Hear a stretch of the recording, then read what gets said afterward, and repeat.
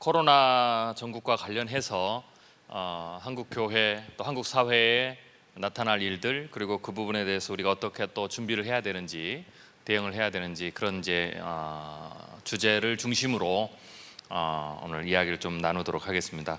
그 외에 한국 교회에 영향을 미치는 다양한 인구 구조 문제라든지 혹은 기술과 산업의 변화라든지 이런 부분들을 다 다루면 좋겠지만 아마 오늘 시간이 다 안 될 것 같아서요. 그리고 지금 가장 시급한 우리가 이슈, 그리고 또 교회들의 고민이 코로나19라고 생각이 됩니다. 그래서 그 부분을 조금 아주 집중적으로 좀 다뤄보려고 합니다. 그래서 제가 한 90분 정도 강의 한 80분 정도 한 강의를 하고요. 그리고 또 질의응답을 좀 시간을 좀 받도록 하겠습니다. 제게 주어진 시간이 그렇게 맞는 거죠? 네네네. 코로나19 때문에 지금 한국 교회가 한국 교회뿐만 아니라 지금 세계 교회가 굉장히 이렇게 표현해야 가장 어울릴 것 같은데 당황스럽다, 지금 이렇게 보면 될 것 같습니다. 굉장히 큰 당황을 하고 있는 상황인데요. 저는 지금 미국에 있습니다. 그래서 제가 미국에 저희 가족들과 함께 제가 간 지 한 3년 정도 됐는데요. 제가 이제 가끔 한국에 나오는데 올해도 제가 연초에 잠깐 나왔다가, 그리고 제가 한 달 전에 나왔어요. 그래서 제가 와서 15일간 자가격리를 하고 그리고 이제 제가 주어진 활동이나 또 강연회가 있어서 제가 일정을 보내고 있습니다. 그리고 다음 주에 제가 미국을 다시 들어갑니다. 월요일 비행기로 들어가는데요. 이번에 들어가면 저도 코로나 때문에 내년 여름에나 아마 나올 예정입니다. 그래서 아까 말씀해 주신 것 제가 1년 뒤에나 나올 예정이라 급하게 또 이 세미나를 일정을 바꾸셔가지고 저를 초청해 주신 것 같습니다. 제가 지금 이 말씀을 드리는 거는 코로나가 지금 안 끝났다는 얘기입니다. 그래서 지금 제가 한국에 오기 전에도 출판사에서 많은 요청들이 있고, 또 와서도 제가 기업 강의를 주로 하는데 기업에서도 굉장히 많은 요청의 주제가 포스트 코로나 혹은 이제 코로나 이후 이제 이런 주제를 가지고 제게 강의 요청을 굉장히 많이 했어요. 물론 이제 강의 요청을 제가 이제 그런 주제로 오니까 제가 포스트 코로나라는 말을 쓰고 코로나 이후라는 말을 쓰는데, 엄밀히 얘기하면 이 포스트 코로나 혹은 우리가 코로나 이후 한국 교회, 코로나 이후 한국과 세계 이러한 주제로 강의를 하거나 듣는다면 그거는 내년 여름에야 이 강의 주제가 어울립니다. 아마 그때 한 번 더 그때 진짜 코로나 이후의 한국 교회에 대한 이야기를 나눌 수 있을 것 같고요. 지금은 코로나 전국 안에서의 한국 교회, 코로나 전국 안에서의 한국의 기업, 한국과 세계 이야기를 좀 나눠야 되는 시점입니다.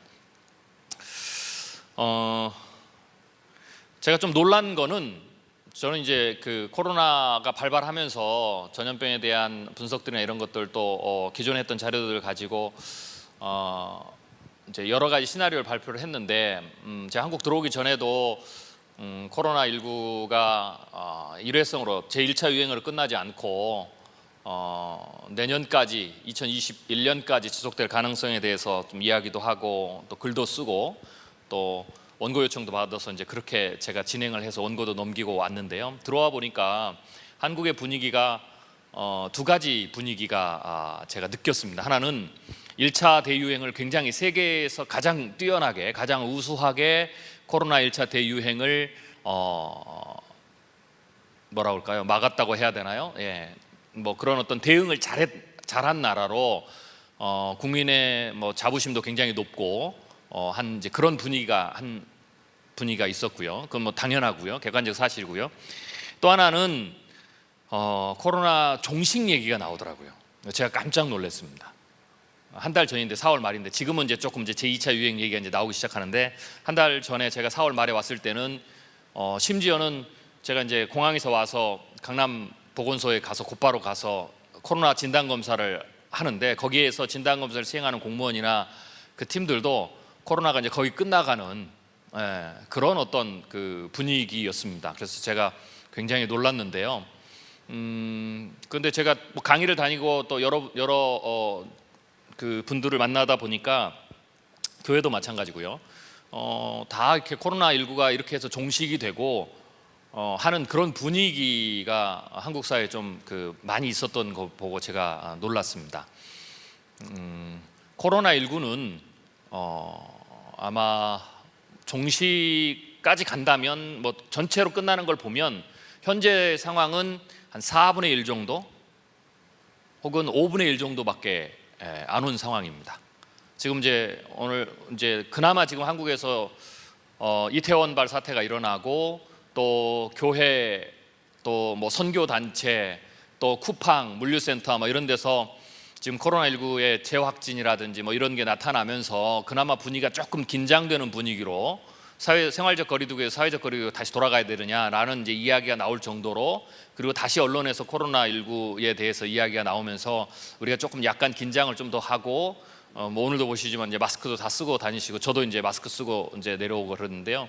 이런 분위기가 좀 있어서 좀 이 정도인데 아직도 뭐 여전히 이 상황에 대한 심각성을 이제 생각하지 못하는 분들도 꽤 있어서 제가 조금 걱정이 됩니다. 혹시 뭐 오늘 여기 오신 우리 목회자분들께서도 심각성을 아직 느끼지 못하고 계시다면 오늘 강의를 통해서 이 문제가 굉장히 심각한 상황이다라는 것을 잘 이해를 해 주셨으면 좋겠고요. 그리고 이 코로나19 가운데 그러면 한국교회가 어떻게 해야 되느냐라는 부분도 우리가 좀 제가 강의 속에서 좀 언급하기도 하고 또 질의응답 속에서 언급도 하고 뭐 좀 이럴 생각입니다. 그래서 굉장히 지금 비상 시국이고요. 경제적으로도 교회 자체의 예를 들면 예산, 헌금이라든지 또 사역이라든지 뿐만 아니라 여러분 교회에 출석하고 계시는 성도들의 경제적이고 또 사회적 활동에 있어서도 굉장히 지금 위급한 상황 이렇게 보시면 됩니다. 좀 더 제가 비유를 드리자면 어느 정도냐라고 하면 이 사태를 어느 정도로 각 교회가 인지를 하고 준비를 하시고 대비를 하셔야 하냐면 2008년 금융위기, 1997년 한국의 IMF 외환위기보다 더 심각한 상황입니다. 그래서 특히 경제적인 부분은 훨씬 더 심각한 상황이 될 가능성이 굉장히 지금 높아지고 있는 부분이기 때문에 그 부분에 대해서도 여러분들이 조금 잘 준비를 하시는 게 필요할 것 같고요. 네, 극동 방송도 마찬가지입니다. 사역의 굉장히 많은 부분들을 이번 코로나19를 통해서 새로운 어떤 사역의 영역들을 또 우리가 재발굴해야 되고 코로나19 이후에 변화된 어떤 흐름들 이런 부분들도 이번 코로나19로 또 준비하시고 뭐 하는 그런 일들이 각계각층에서 좀 일어나야 된다라고 보시면 될 것 같습니다. 자, 그러면 이제 도대체 왜 그런지 제가 굉장히 중요한 사안이기 때문에요. 이 부분은 굉장히 중요한 사안이기 때문에 제가 오늘 강의 전체 상당 부분의 시간을 할애해서 제가 이 코로나19로 인해서 벌어질 사회적 또 경제적 상황 또 여러분 성도들 안에 벌어질 상황들을 제가 조금 집중적으로 좀 디테일하게 자세하게 오늘 설명을 드리도록 하겠습니다. 오늘 뭐 교회 지도자분들 특별히 대전 지역의 또 목회자분들 중에서 리더분들이 오셨기 때문에 여러분들의 역할들이 굉장히 중요하시죠. 여러분의 우리 목회자님들이 여기 오신 분들의 목회자님들 인식이 굉장히 중요하거든요. 여러분들께서 굉장히 심각하게 여기시느냐 아니면 여러분들이 코로나19를 아주 그냥 심각하지 않게 여기느냐에 따라서 굉장히 큰 차이가 좀 있습니다. 그래서 오늘 좀 디테일하게 그 부분을 설명을 드리겠습니다. 그래서 그 부분은 좀 양해를 좀 부탁을 드리겠습니다. 왜 코로나19를 저렇게 깊이 자세하게 설명을 하는가라는 부분들에 대해서 제가 미리 좀 양해를 그런 이유 때문에 드리겠습니다. 코로나19는 일단 기본적으로 대유행이 2번 더 남았습니다. 2번 더 남았고요. 지금 제2차 대유행 얘기가 나오는데요. 뭐 이태원발, 뭐 쿠팡발 나와서 지금 뭐 다시 제2차 대유행 얘기하는데 이거는 제2차 대유행이 아닙니다. 지금 나오는 건 제2차 대유행이 아니고요. 지금은 1-1 유행 뭐 이 정도, 뭐 1-2 유행 이렇게 여러분들이 카테고라이즈를 하셔야 돼요. 제2차 대유행은 뭘 의미하느냐? 전 세계의 방역 전문가나 미국의 CDC, 파우치 소장부터 시작해서 한국의 질병관리본부에서 얘기하는 제2차 대유행을 우리가 대비하고 준비해야 된다라고 말할 때 제2차 대유행은 올 가을 겨울입니다. 네, 올 가을 겨울이고요. 그리고 현재 상황으로 본다면 대체적으로 제3차 대유행까지는 백신 없이 가야 될 가능성이 50% 이상 굉장히 높습니다. 2차 대유행은 백신 없이 갈 가능성이 90% 이상입니다. 그렇기 때문에 실제적으로 본다면 3차 대유행까지 백신 없이 가야 된다라고 보시면 되고요. 그러면은 이제 이 전국이 기본적으로 어디까지 가느냐? 내년 이맘때까지 갑니다. 5월, 6월까지. 그래서 제가 아까 말씀드린 대로 제가 이번에 들어가면 1년 뒤에 나온다는 얘기입니다. 저의 예를 들면 저는 이제 기업 강의를 굉장히 많이 하거든요. 기업에 강의도 하고 컨설팅 하는데요. 제가 여기 들어와서도 조금 괜찮아져서 들어왔는데 들어와서도 쿠팡이라든지 이런 그 이태원이나 그 확진자가 나오니까 강의들이 막 줄줄이 캔슬되고 그랬어요. 제가 안 들어오는 이유는 아마 저는 개인적으로 올 9월 이후로 내년 봄까지 오프라인 강의는 거의 못할 것이다 이렇게 보고 있습니다.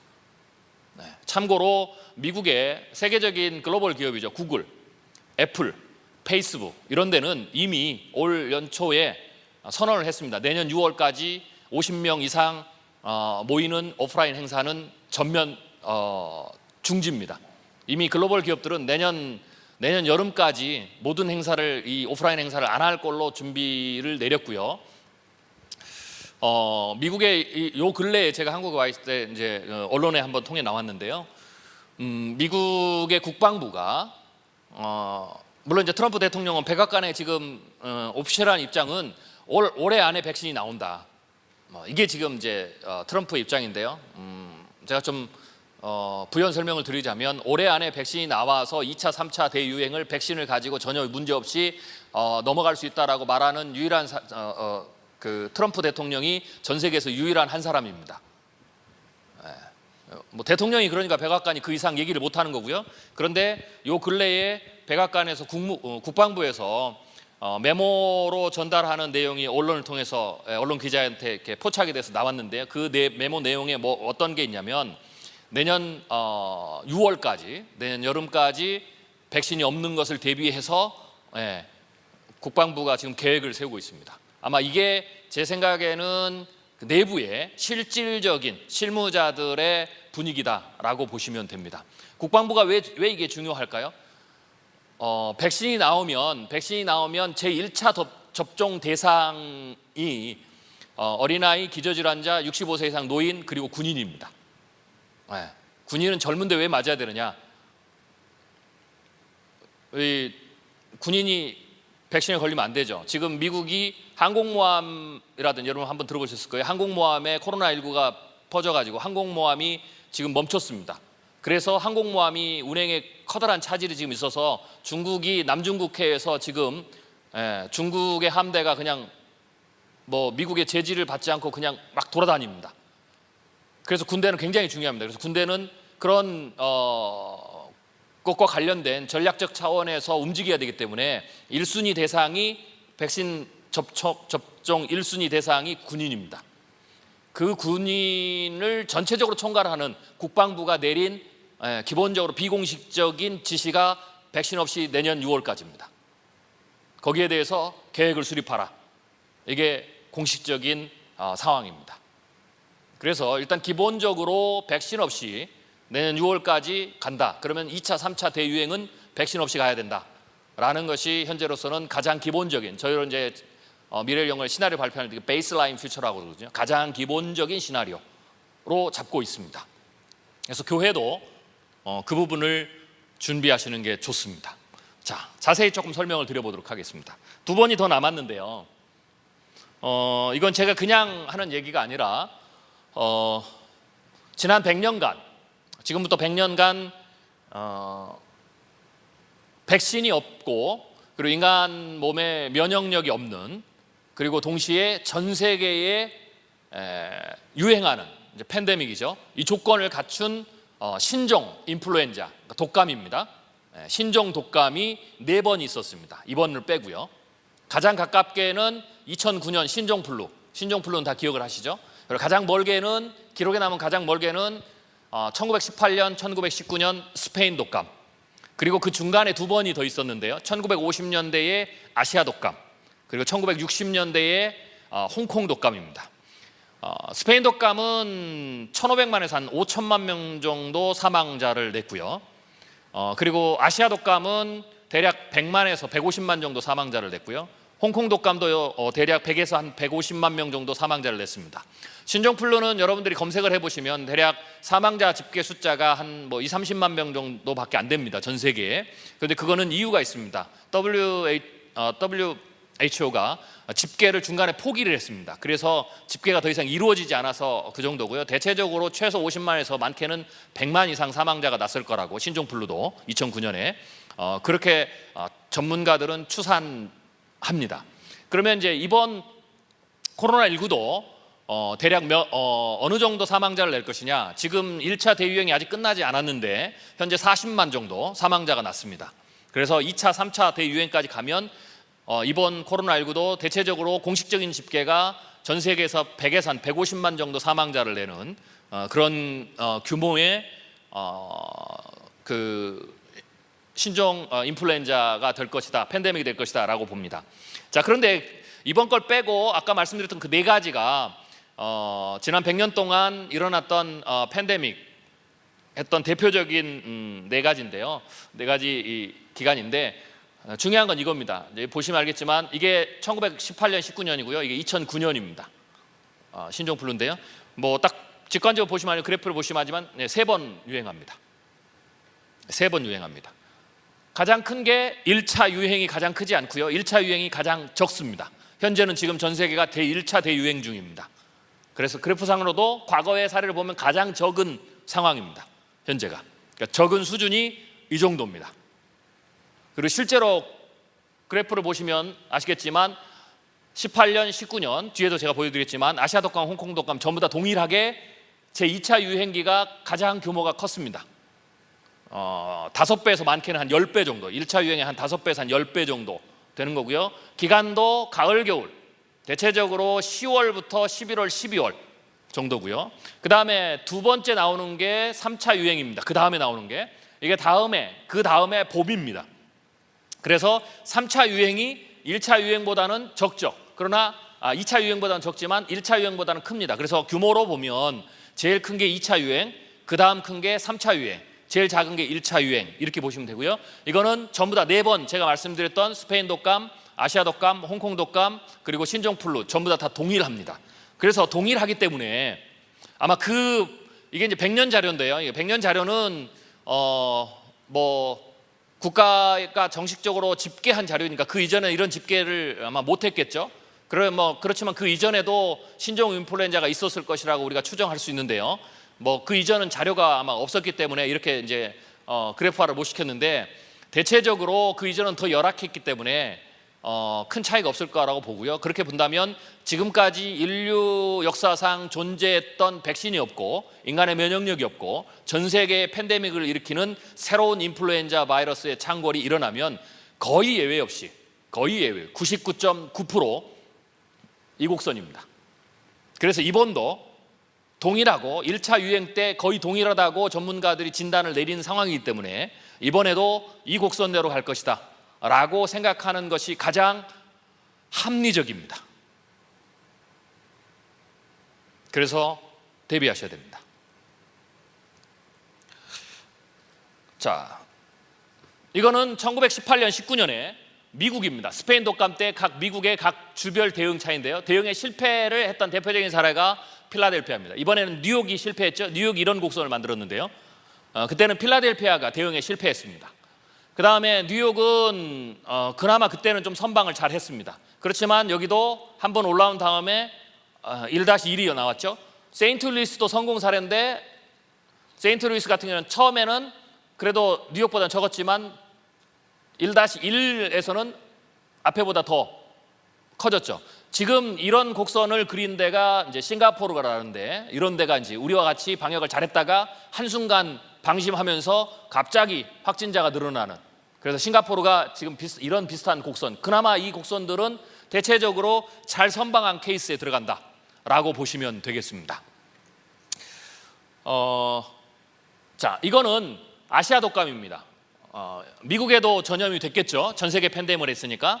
그래서 미국에는 세계로는 2차 유행기, 미국은 이제 그게 1차 유행기가 되는데요. 역시 가을 겨울입니다. 가을 겨울이고요. 네. 그리고 3차 유행기, 세계 3차가 미국의 2차 유행기다 라고 보시면 되고요. 여기서 눈여겨볼 사항은 백신이 10월에 개발이 됐음에도 불구하고 2차 유행기가 컸다. 그래서 백신이 개발되더라도 2차, 최소한 현재 이번 상황에서도 백신이 2차 유행기 전에 개발이 되더라도 2차 유행기는 꽤 상당히 전혀 확진자나 사망자가 클 것이다, 이렇게 보시면 됩니다. 이거는 영국의 사례인데요. 1957년 아시아 독감과 1968년, 69년의 홍콩 독감입니다. 보시면 아시겠지만 가을 겨울이 굉장히 빠른 속도로 올라갔죠. 그리고 2차 유행입니다. 그래서 대체적으로 각 국가별로, 전 세계별로 제가 말씀드렸던 4번의 신종 인플루엔자 팬데믹이 전체 다 곡선이 동일했다라고 보시면 됩니다. 이번에도 역시 그렇기 때문에 비슷한 상황이 되는 거고요. 자, 이런 곡선을 그리게 되는 이유가 있습니다. 네, 이유가 있는데요. 그 이유를 우리가 이치적으로 잘 이해를 하시면 좀 더 이해가 쉬울 텐데요. 바이러스는 혼자, 바이러스 스스로 미국으로 날아가거나 바람을 타고 중국으로 날아가거나 혼자 막 영국으로 날아가거나 이렇게 하지 않습니다. 바이러스는 사람을 감염시키고 사람의 이동을 따라서 바이러스가 전염이 됩니다. 바이러스 감염지가 그렇기 때문에 바이러스의 전파 속도라든지 혹은 바이러스의 감염, 확진자 또 사망자 숫자는 전적으로 어디에 연결되어 있냐면 사람의 접촉하고 연결이 되어 있어요.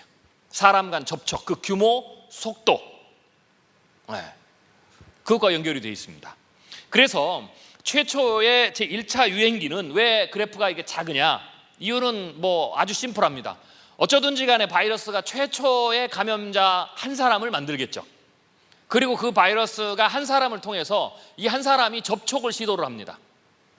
그래서 접촉을 통해서 옮기기 때문에 최초의 발행지는 한 국가, 그리고 한 지역, 한 사람에서 시작을 합니다.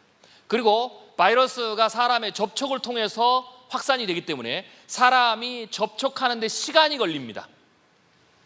시간이 걸리죠. 그런데 바이러스는 기본적으로 1년 365일 한 번 발현을 하면, 바이러스가 나타나면 1년 365일 계속 존재합니다. 죽지 않습니다. 참고로 바이러스는, 신종 바이러스는 이렇게 이제 신종 바이러스는 스스로 없어지지 않습니다. 스스로 없어진 적이 없습니다. 그래서 이번에 코로나19 바이러스도 스스로 없어지지 않습니다. 절대로. 그래서 그것에 대한 이러다가 그냥 갑자기 어느 날 갑자기 막 바이러스가 싹 사라지는 일이 생기지 않을까? 그렇게 되지 않습니다. 바이러스는 스스로 사라지지 않습니다. 그러면 바이러스는 어떻게 해야 사라지느냐? 보면 스페인 독감도 종식이 됐고, 우리가 이제 사라진다는 걸 종식이라고 얘기하죠. 그럼 어떻게 해서 종식이 되는 거냐? 라고 우리가 질문을 던질 수 있겠죠. 이 질문에 대한 답을 정확히 아시는 게, 여러분들이 언제 그럼 이게 종식이 될 거냐? 라는 것에 대해서, 한국에서 언제, 세계에서 언제 종식이 될 거냐에 대해서 여러분들이 예측을 하실 수 있는 굉장히 중요한 근거입니다. 그러면 어떻게 종식이 되느냐? 방법은 딱 하나밖에 없습니다. 스스로 사라지지 않기 때문에 방법이 딱 하나인데, 그냥 다 걸리는 겁니다. 그래야 끝납니다. 최소 30%에서 많게는 60% 정도까지 집단 감염이 돼야 끝납니다. 정확히 이건 끝나는 게 아니고 계절성 독감으로 들어갑니다. 사라지지 않아요. 그래서 이번 코로나19도 대체적으로 전문가들이 인간과 함께 이제 계속 살아야 된다라고 말하는, 우리가 이제 이 바이러스가 어떻게 살 것인가를 고민해 봐야 된다고 말하는 게 바로 그런 이유입니다. 그래서 이것도 계절성 독감이고요. 2009년의 신종플루도 지금 계절성 독감이 되어서 지금 우리와 함께 계속 있고요. 계절마다, 가을, 겨울마다 여러분들이 맞으시는 그 독감 백신에 다 들어 있습니다. 요새는 백신 하나에 3개 내지 4개 이상의 바이러스를 넣어서 면역을 하거든요. 그래서 이번 신종플루가 그랬듯이 코로나19도 그렇게 될 가능성이 굉장히 높다라고 보시면 됩니다. 그래서 종식이라는 말은 어울리지 않고요. 뭐 대유행의 종식 뭐 이 정도는 괜찮습니다. 대유행기는 끝난다. 그러나 바이러스 자체가 없어지는 그런 일은 절대 일어나지 않는다라는 게 지금 1차 대유행기를 겪고 나서 전 세계 전문가들이 공통적으로 이야기하는 중론입니다. 만약에 여러분들이 섬기시는 교회에 의사분들이 계시다면 물어보시면 오늘 제가 얘기했던 얘기를 정확하게 그대로 똑같이 할 겁니다. 정확하게 똑같이 할 것이다라고 보시면 됩니다. 자, 그런데 그러면 이제 다 걸리게 되는 방법이 2가지가 있어요. 다 걸리게 되는 방법. 하나는 백신이 나오는 겁니다. 그래서 인위적으로 걸리게 만드는 거죠. 그래서 백신이 굉장히 중요한 겁니다. 백신은 죽은 바이러스나 브레이크다운, 깨진 바이러스, 그래서 약화된 바이러스를 인간의 몸에 강제적 주입을 해서 면역 체계가 그 바이러스를 인식하면서 싸우면서 인식하면서 항체를 형성하도록 만드는 거죠. 그래서 실제로 바이러스 유행기가 왔을 때 그 바이러스가 몸에 침투를 하면 이길 수 있도록, 사망에 이르지 않도록, 중증에 이르지 않도록 면역 체계가 힘을 갖게 하는 거죠. 그게 이제 인위적인 겁니다. 어쩌든지 간에 그것도 강제로 집단 면역을 시키는 거죠. 감염을 시키는 거죠. 그리고 그게 없는 경우에는 어떻습니까? 그냥 걸려야 됩니다. 스웨덴이 이번에 1차 때 그걸 시도한 겁니다. 왜 시도했을까요? 스웨덴 정부의 입장, 엄밀히 얘기하면 그 당시 전 세계, 현재도 비슷하고 전 세계 입장에서 보면, 전 세계 정부의 입장에서 보면 이게 바이러스 백신이 나오는데 시간이 오래 걸린단 말이죠. 지금 빨라야 올해 말이나 내년 봄이라는 거죠. 그런데 이번에 보시면 알겠지만 경제적 충격이 굉장히 컸습니다. 경제적 충격이 왜 큰지는 제가 또 뒤에 말씀을 드릴 건데요. 경제적 충격이 굉장히 컸죠. 그래서 1차 대유행 때 세계 정부가, 각국의 정부들이 우왕좌왕했습니다. 우리는 그냥 초기에 막는 걸로 갔고, 그래서 처음에는 우리 정부의 정책, 한국의 정책을 굉장히 부정적으로 봤습니다. 저렇게까지 해야 되느냐라고. 그리고 어떤 데는 그냥 방치를 했죠. 이탈리아 방치를 했고요. 뉴욕도 마찬가지입니다. 그리고 어떤 데는 아예 그냥 집단 면역을, 어차피 이게 안 되니까 그냥 면역 체계를 갖자. 그리고는 집단 면역을 시도했습니다. 그리고는 집단 면역을 시도한 것에 대한 결론은 포기했습니다. 이게 집단 면역을 허용할 수 없는 상황. 그래서 일부에서도 제가 이제 강의를 하면 물어봅니다. 박사님, 그러면 올 가을 겨울에 그냥 백신이 안 나오면 집단 면역을 우리가 선택하면 어떻게 될까요? 못합니다. 그래서 그 가능성도 없어진다 라고 보시면 됩니다. 왜요? 집단 면역을 선택하니까 어마어마한 사망자가 나와가지고 그것을 윤리적으로 감당이 불가능한 수준의 사망자가 나와서 집단 면역을 못하는 겁니다. 그래서 이거는 앞으로 2차, 3차에도 절대로 집단 면역을 선택하는, 백신이 없는 상황에서 그냥 무방비, 즉 사회적 거리두기, 셧다운, 록다운, 봉쇄를 하지 않고 그냥 쫙 풀어놓고 그냥 다 걸려서 우리가 면역 체계를 갖자라는 전략은 그 어떤 나라도 선택하기 힘들다라고 보시면 됩니다.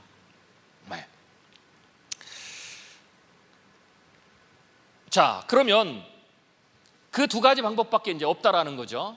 근데 이 백신이 안 나온다면 나머지 방법은 선택할 수 없으니까 그 다음 선택하는 방법이 계속해서 걸리지 않도록 대응을 해야 되겠죠.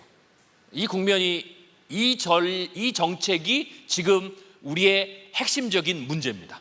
이게 문제. 바이러스가 문제가 아니라 몇 명이 감염되느냐, 가을 겨울에 몇 명이 사망자가 나오느냐, 이게 문제가 아니에요. 우리나라는 1차 대유행에 나왔던 그 숫자 정도, 그 규모 정도로 2차, 3차도 전부 다 커버가 가능합니다. 그래서 생물학적 피해가 중요한 게 아니에요. 그건 크지 않아요.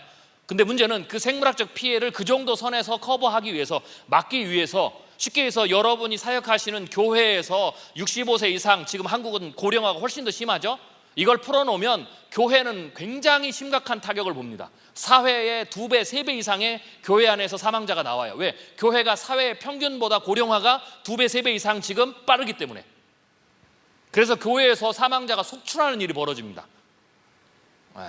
그렇기 때문에 그러지 않기 위해서는 우리가 한국이 처음에 했듯이 강력한 사회적 거리두기를 해야 돼요. 그래야 사망자가 나오지 않아요. 그렇기 때문에 2차, 3차에도 그런 수준의 문제는 일어나지 않을 가능성이 굉장히 높다. 그러나 개인적으로 제가 분석하고 예측하라는 바로는 그럼에도 불구하고 교회에서 조심하셔야 될 게, 생물학적으로도 2차 때 올 가을 겨울 내년 봄에 자칫 잘못하면 사망자 규모가 꽤 클 수도 있습니다. 뭐 이탈리아나 뭐 뉴욕이나 미국처럼 뭐 수십만 명까지는 안 가도, 뭐 수만 명까지는 안 가도 꽤 교회 안에서 꽤 심각한 수준의 문제가 될 수 있습니다. 그 부분 제가 또 뒤에 말씀을 드리겠습니다. 자, 그래서 첫 번째는 그렇게 한 사람이 이동을 해요.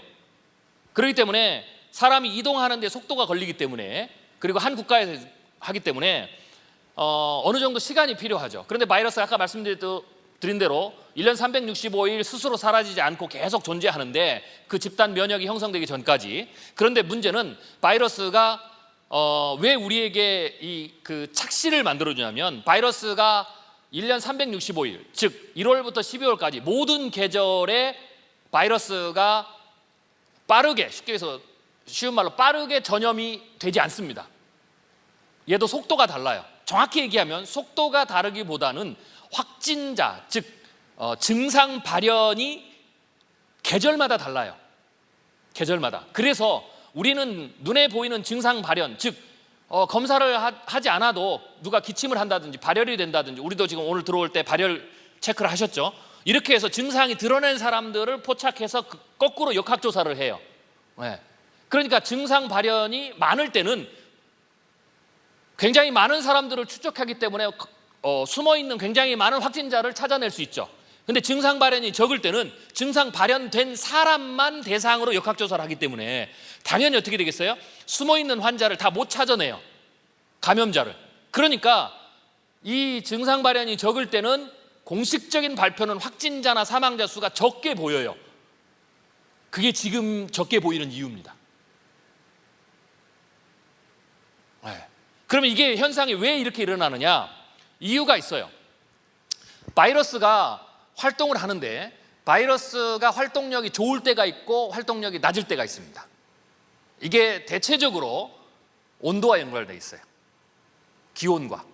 많은 전문가들이 바이러스 전파에 있어서 처음에 1차 유행이 될 때 많은 분들이 전문가들이 그런 얘기를 했어요. 여름이 돼서 뜨거워지면 바이러스 전염력이 없어져서 이게 끝나는 거 아니냐. 처음에는 그렇게 얘기했다가 나중에는 그렇지 않다. 여름이 돼도 창궐 하더라. 그리고 1차 때 중동이나 이런 데서 더운 데서도 창궐을 했기 때문에 바이러스가 날씨와 기온과 관계가 없다. 이렇게 이제 규정을 내렸습니다. 근데 정확하게 얘기하면 관계는 있습니다. 관계가 없다는 얘기는 날이 뜨거워져도 바이러스가 죽지 않는다는 말과 관련해서 관계가 없다는 겁니다. 날씨와 관계없이 바이러스는 계속 존재한다, 계속 전염을 시킨다는 의미에서는 바이러스가 날씨와 관계없다, 이렇게 이해를 하셔야 되고요. 날씨와 관계가 있다라는 얘기는 바이러스의 활동력은 날씨와 관계가 있어요. 즉 바이러스가 가장 활동력이 좋은 때가 언제냐? 1차 유행 때 전문가들이, 전 세계 전문가들이 공통적으로 내놓은 온도가 섭씨 5도에서 11도입니다. 이때가 바이러스가 활동력이 가장 좋아요. 활동력이 가장 좋으니까 전파력도 가장 좋고 바이러스의 독성도 꽤 좋은 시기죠. 그게 섭씨 5도에서 11도가 가장 좋은 때고, 좌우로 플러스 마이너스를 해야 되겠죠. 그래서 그러면 이 섭씨 5도에서 11도의 온도가 만들어진 시기가 언제냐? 그냥 정확하게 그게 환절기입니다. 봄철 환절기, 가을 겨울 환절기, 그 다음에 봄철 환절기. 그래서 바이러스는 그때에 왕성하게 활동해요. 그리고 온도가 올라가면 바이러스가 활동력이 떨어져요. 그리고 실제로 활동력이 떨어진다는 것은 왜 활동력이 떨어지냐면, 바이러스가 이 에어컨 안에서 뭐 이런 적당한 데서 증폭력이 아니라 바이러스의 생존의 기간이 짧아져요. 기간이. 특히 야외에서. 그리고 야외 활동을 많이 하거든요. 환절기는 실내 활동을 많이 하고, 그 다음에 여름으로 가면 야외 활동을 많이 하죠. 그런데 야외에서도 감염이 되는데 바이러스가 온도가 올라가니까 생존 기간이, 자외선도 굉장히 세지고 생존 기간이 줄어요. 그래서 자외선이 아주 높고 온도가 아주 높을 때는 바이러스가 실외에서 한 반단열 정도가 되면 바이러스가 파괴가 됩니다. 죽는다라는 거죠. 그렇지만 중요한 것은 반나절은 얘가 살아있는 거예요. 그래서 반나절 동안은 얘가 감염이 되는 거예요. 그렇기 때문에 이런 기간, 즉 지금부터 5월, 6월, 7월, 8월 이때는 바이러스에게 불리한 환경이기 때문에 이 바이러스가 어떻게 돼요? 힘이 약해지거나 하는 거죠. 거꾸로 바이러스가 굉장히 힘이 있을 때, 환절기 때는 거꾸로 인간은 면역력이 떨어져요. 네. 그 아침 저녁 기온차가 심할 때 면역력이 떨어지죠. 이건 우리가 이제 쉽게 하는데, 나이가 들어가면 우리의 몸의 평균 온도가 떨어지잖아요. 그래서 의사 선생님 들으죠. 평균 36.5도에서 아이들은 좀 더 높고 어른이 되고 나이가 들어가면 0.5도씩 내려간단 말이죠. 그러면 0.5도씩 내려갈 때마다 질병에 걸릴 확률이 계속 높아지죠. 그러면 왜 우리의 평균 체온이 0.5도씩 떨어지는데 그게 왜 질병과 관련이 있냐? 정확히 하면 면역력과 관련이 있는 거예요. 그래서 평균의 체온이 떨어지면 면역력도 같이 떨어져서 질병에 대한 끊임없이 우리는 질병에 대한 위협을 받는데 그 질병 대응력이 떨어져서 병에 걸린다라는 거죠. 그런데 그 면역력이 떨어지는 게 언제냐? 환절기가 가장 위험해요. 그래서 우리가 교회에서 장례가 가장 언제 많이 나니까 환절기에 나잖아요.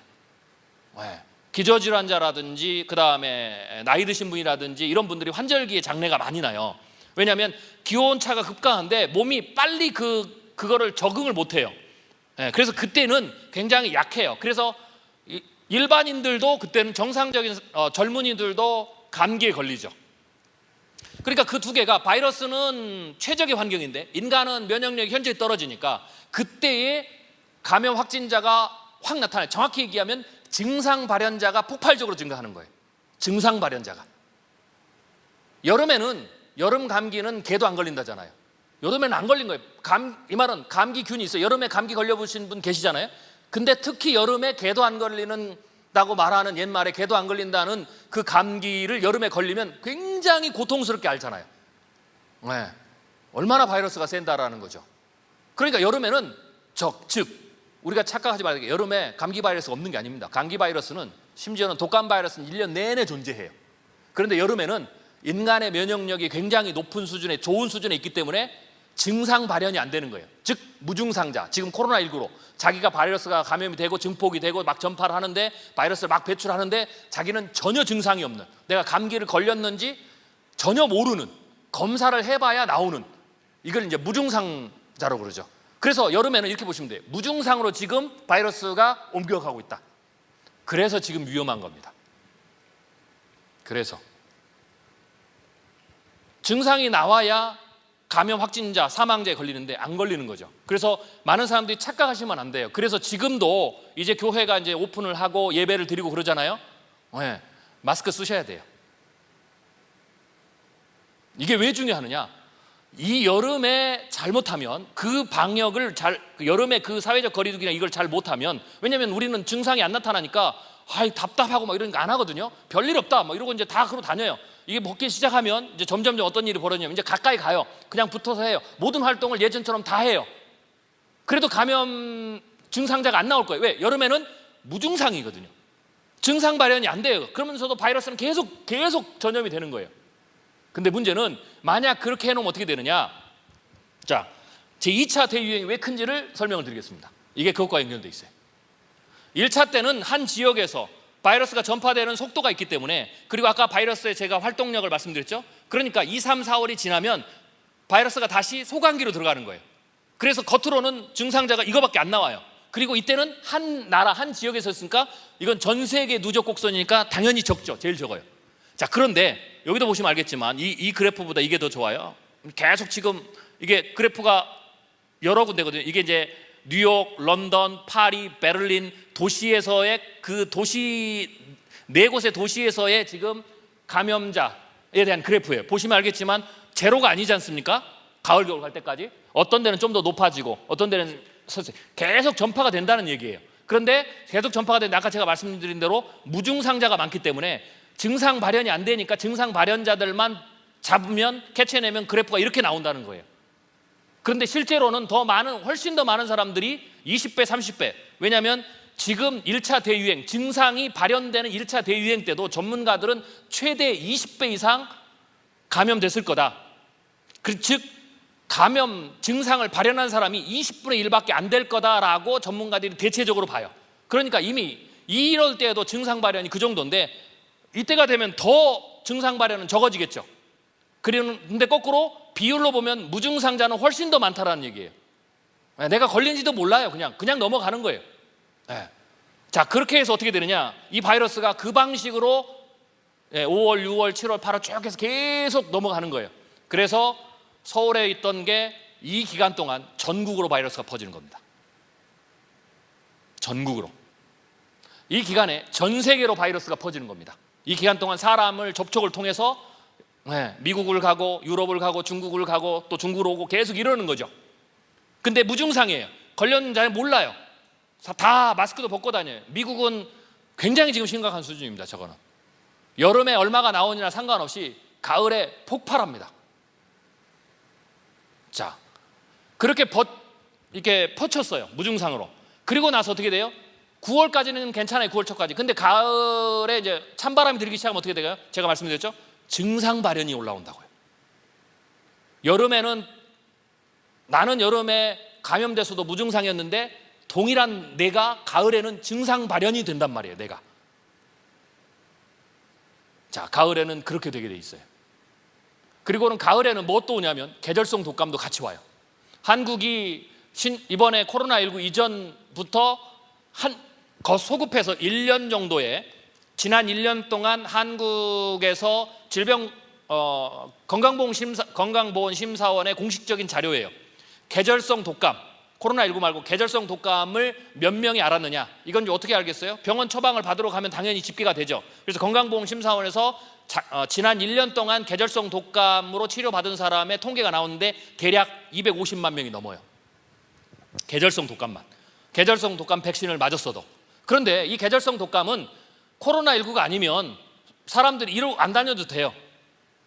그러니까 250만이 걸린지도 여러분 잘 모르셨죠? 1년 동안 우리나라에서 계절성 독감을 걸린 사람, 증상 발현으로 와서 약을 타간 사람이 250만이에요. 약 안 타간 사람 빼고. 그러니까 250만 이렇게 걸렸는지 우리도 잘 모르는데 250만이 걸렸다고 해도 한번 생각해 보세요. 여러분, 코로나19가 250만이 걸렸다고 해보세요. 우리나라 10,000명 좀 넘게 걸렸거든요. 이건 다르잖아요. 벌써 분위기가. 그런데 계절성 독감을 250만이 걸렸는데 우리는 아무런 두려움이 없어요. 일상에 아무런 제약이 없고. 코로나19가 계절성 독감의 그 전파력의 4배에서 5배입니다. 그러니까 계절성 독감 취급하듯이 해버리면 코로나19는 우리나라도 순식간에 1,000만 이상 감염자를 내요. 자, 그런데 이 계절성 독감이 2차 유행 때 코로나가 함께 와요. 두 개는 바이러스가 다르기 때문에 내가 코로나에는 안 걸려도 계절성 독감에 걸릴 수 있어요. 그 계절성 독감은 아까 얘기했듯이 예전에 발현했다 사라졌지만 이제는 계속 남아있는 신종플루를 걸릴 수도 있고 2009년에 그 계절성 독감을 걸린단 말이에요. 근데 문제는 이 두 가지가 증상이 거의 구별이 안 돼요. 똑같이 발열, 기침, 인후통. 자, 그러면은 제가 가을을 우리가 미리 한번 가보죠. 여기 이렇게 모임이 있습니다. 여러분 교회 예배를 드린대요. 가을, 겨울 환절기 되면 우리 흔한 거지 않습니까? 뒤에서 콜록콜록, 앞에서 콜록콜록. 그러면 코로나19가 아닐 때는 상관이 없어요. 우리가 뭐 신경도 안 썼잖아요. 저러다가 내 감기 걸리고 말아. 뭐 이 정도. 그리고는 잊어버리죠. 근데 지금 콜록콜록 했어요. 아수라장이 될 거리 아마. 그러면 곧바로 진단검사하고 교회는 일단 폐쇄. 전체 방역. 확진되면 이제 더 문제는 심각해집니다. 그러니까 이 구별이 안 돼요. 가을, 겨울만 최소 수십만 명입니다. 계절성 독감에서만. 자, 그런데 그것까지 함께 있는데 얘가 이때는 발현을 하죠. 그리고는 이 발현이 왜 크냐? 아까 말씀드렸죠. 이 무증상으로 전염되는 이 기간에 지금 6월, 7월, 8월, 9월 이 기간에 전 세계에 퍼지죠. 한국도 전국에 퍼질 거예요. 1차 때는 우리가 얘기하면 뭐 신천지 혹은 뭐 특정 지역 이게 1차예요. 우리는 특히 사회적 거리 두기이기 때문에 바이러스가 그냥 안 날아간다고 그랬죠. 이 바이러스가 갑자기 부산까지 혼자 막 바람 타고 날아가고 이러지 않아요. 사람을 통해서 가니까 사람 이동을 막으면 바이러스가 못 가는 거예요. 부산에 못 가요. 서울에서 부산 못 가고요. 서울에서 대전 못 옵니다. 사람을 막으니까. 그래서 이렇게 막았어요. 그런데 지금 어떻게 됐어요? 막는 걸 푸니까 곧바로 어떻게 돼요? 지역이 전국으로 지금 퍼지고 있죠. 막은 걸 풀어서 그래요. 이동을. 그러니까 이거는 간단한 원리예요. 계속 올 여름에 계속 그렇기 때문에 올 여름 이후에는 한국에서는 코로나19 바이러스의 청정 지역이 없습니다. 물론 증상은 아직 발현이 안 돼 있어요. 그러나 이미 바이러스는 누군가를 통해서 잠복기에 들어가서 전국에 퍼져 있어요. 그리고 9월, 10월이 되면 어떻게 돼요? 그 다음부터는 순식간에 전국에서 발현을 합니다. 그래서 2차 유행 때는 여러분이 분명히 보시지만 1차 유행 때는 대구 이렇게 됐죠? 네. 2차 유행은 대구가 아니라 전국에서 발현을 합니다. 전국에서 확진자가 나올 거예요. 전국에 역학조사를 해야 돼요. 그리고 2차 유행 때는 굉장히 빠릅니다.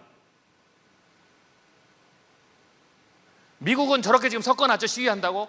굉장히 심각합니다. 미국은 지금 저 시위 전에 미국은 코스트벨트, 해안가를 중심으로 바이러스가 창궐을 했어요. 내륙 지방은 굉장히 청정 지역도 있고요. 바이러스가 발현하지 않은 지역도 있고 똑같아요. 왜? 사람이 이동을 통해서 가니까 거기까지 안 간 거죠. 네, 바이러스의 감염자가 거기까지 그 지역까지 안 간 데는 청정 지역이에요. 미국의 청정 지역이 굉장히 많았어요. 내륙 중심부로. 그런데 이번에 그냥 시위를 하면서 전부 다 섞어버렸어요. 그래서 미국도 52주 전체의 웬만한 대도시에 이번 여름 이 시위를 계기로 전체가 다 바이러스가 확산되어 있습니다. 그리고 가을, 겨울이 되면 전국에서 52주 전국에서 웬만한 대도시에 전부 다 창궐합니다. 바이러스가 죽지 않으니까 스스로. 전 세계가 이럴 거예요. 이게 2차 대유행의 첫 번째 예측할 수 있는 모습입니다. 자, 그러면 왜 그러면 이번에 코로나19가 이렇게 무섭냐? 그 이유를 우리가 추적해 봐야 돼요. 참고로 우리가 2009년 신종플루, 이게 신종플루죠. 우리가 착시 현상이 있습니다. 우리가 경험에 의해서 학습을 하긴 했는데 착시 현상이 있어요. 뭐냐? 보시면 알겠지만 2차 대유행기부터 전 세계죠. 한국도 가을, 겨울에 이때 왔어요. 네. 신종플루는 미국의 멕시코와 미국에서 발현을 했거든요. 그리고 1차는 그쪽에서만 발현을 하다가 여름에 남반구를 거치고 여름에 무증상자로 오다가 전 세계에서 발현을 했어요. 그래서 우리도 2차 가을, 겨울에 신종플루가 왔어요. 그래서 우리의 기억에는 신종플루가 가을, 겨울이고요. 그리고 2차 보시면 알겠지만 3차는 붙어 있다고 그랬죠. 네. 그래서 2차가 피크 기간이 11월, 12월이에요. 그리고 1월에 약간 소강 기간에 혹은 왜 1월이 소강 기간이냐면 11월 그냥 놔두면 11월, 12월에 그냥 창고를 해서 끝나버리기 때문에 그렇습니다. 그렇지 않으면 그냥 1월까지 가요. 그래서 이번엔 그럴 가능성이 높기 때문에 12월, 1월, 11월, 12월, 1월 그리고 우리가 지금 봄이 2월, 3월, 4월이었죠. 약간의 휴지기를 두고 봄 3차 유행이 바로 옵니다. 그래서 사실은 어떻게 되느냐면 우리는 신종플루도 2번 유행을 했는데 우리는 한 번으로 기억하는 거예요. 그냥 한 번으로 기억하죠. 왜? 다 붙어 있으니까. 그래서 한 번에 대유행을 했다라고 우리는 기억해요. 신종플루 한 번으로 기억하셨죠? 네. 그래서 우리가 어떻게 되냐면 이번에 대유행을 한 번 했죠. 그러니까 끝났다고 생각을 하는 거예요, 사람들이. 그런데 왜 이번부터는 제가 전염병 역사가 바뀔 거라고 제가 이제 그 시나리오를 발표했는데 왜 그러냐면 이 그래프가 바뀌어요. 왜냐? 기본적으로 지금까지는 수천 년 동안 신종 인플루엔자가 나오면 1차는 작게 국지적으로 2차부터 3개 2차가 제일 크고 3차가 두 번째 이 곡선이 전형적으로 동일했어요. 네. 쉽게 해서 환절기가 언제냐 계절의 며칠 차 요것만 하면서 그래프가 좌우로 이동만 바뀌었지 전형적으로 똑같았습니다. 한 번도 예외가 없어요. 그래서 이번도 예외가 없는데 이번에는 특이한 게 있어요. 왜 그러느냐? 왜 1차 때부터 대유행이냐? 앞으로는 1차 때 대유행, 2차 때 대유행, 3차 때 대유행 이렇게 됩니다. 국지적인 유행이 없어져요. 단 1차 때 국지적인 유행이 한 달 간격으로 연달아 일어난다. 이런 이제 패턴이에요. 이번이 그런 패턴이거든요. 이유는 뭐냐? 간단해요. 세계화 때문에 그래요. 2009년 신종 인플루엔자가 발병한 지 12년이 지났어요. 제가 그 이후에 신종 인플루엔자 발병하고 제가 아마 제 시나리오를 일반 쪽에서 있는 시나리오를 여러분들이 보셨다면 제가 인류의 전염병, 인류의 문제에 대해서, 인류의 위기에 대해서 시나리오를 발표한 게 있는데 그 중에 하나가 이제 전염병이거든요. 그때 제가 이제 뭐라고 예측을 했냐면 그거는 제가 이제 이 전염병 관련해서 논문을 다 읽고 제가 이제 신종플루 때 전염병에 대해서 연구를 시작을 했는데 왜냐면 미래학자는 그런 중요한 변수들을 가지고 또 사회 경제 변화 이런 걸 연구해야 되니까 가장 중요한 변수들을 정확하게 알아야 되죠. 그래서 그때 제가 전염병에 대해서 굉장히 많이 공부를 했어요. 그리고 우리나라의 전염병 전문가, 백신 개발자 전문가도 직접 만나서 얘기도 하고 이제 그랬거든요. 그리고 제가 정리한 게 뭐냐면 백신이 없고 인간의 면역력이 없고 전 세계 팬데믹을 일으키는 새로운 인플루엔자, 새로운 독감이죠. 신종 인플루엔자는 대체적으로 전문가들의 얘기를 통합해 보니까 대체적으로 주기가 짧으면 11년에서 길면 39년 주기다. 그래서 제가 2009년 신종플루가 발병한 이후에 앞으로 빠르면 11년 주기, 늦어도 39년에 40년 주기 이후에 신종플루와 같은 또 다른 새로운 인플루엔자 나올 가능성이 높다라고 얘기했는데 신종플루 나온 12년 만에 올해가 2020년입니다. 그리고 코로나19가 왔어요. 굉장히 안 좋은 케이스죠. 가장 빠른 주기로 지금 왔단 말이죠. 그럼 앞으로도 빠른 주기로면 11년. 왜냐하면 1950년대, 1960년대 아시아 독감, 홍콩 독감이 거의 11년 주기로 붙어서 왔죠. 그래서 2009년 그리고 2020년 지금 붙어온 거예요. 그래서 다음번 신종 인플루엔자는 11년, 12년 후거나 아니면은 운이 좋으면 한 40년 후에 이제 오는 케이스가 되겠죠. 신종플루가 그렇게 되는데요. 그때 제가 연구를 하면서 어쩌면 가장 빠른 주기로 한데 12년이 지났어요.